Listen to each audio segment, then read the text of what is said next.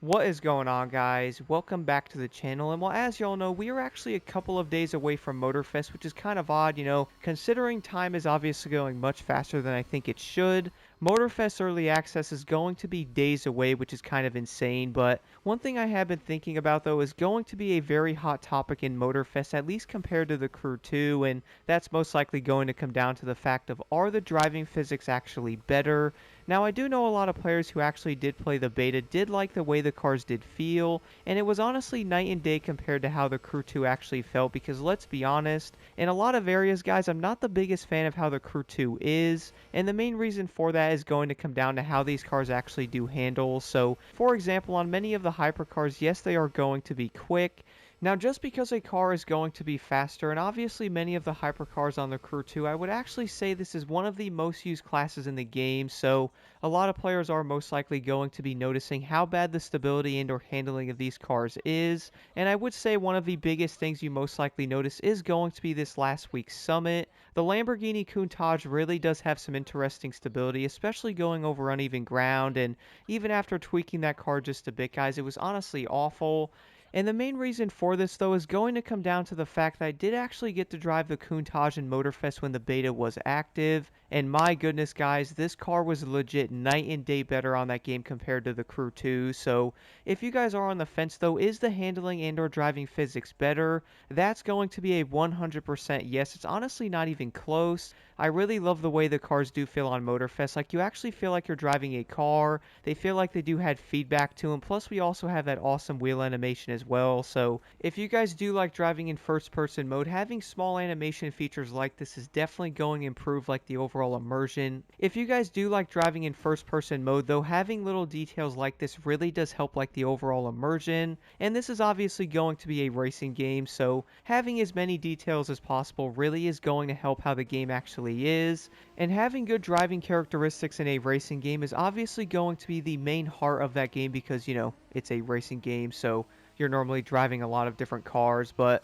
I have to admit, guys, Motorfest is by far going to be heavily improved over the Crew 2, and I really love how this game actually feels. Like, for example, in the Mark V Super, you really do feel like you're actually in a car, and it really does feel like it's actually gripping the ground when going around a corner, which honestly feels insane. It almost made me not want to stop driving around. Like, I actually drove the Mark V Supra for like over an hour, basically cruising around the map, so it really is going to be a great time. I also then jumped into like the Tacoma, and my goodness, even using an off-road vehicle feels so much better than basically every vehicle in the Crew 2.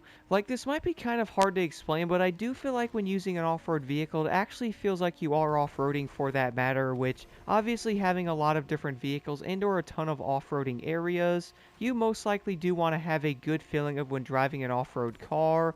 Like, for example, yes, I did use the Mark V Super for like well over an hour and basically drove around the map, though.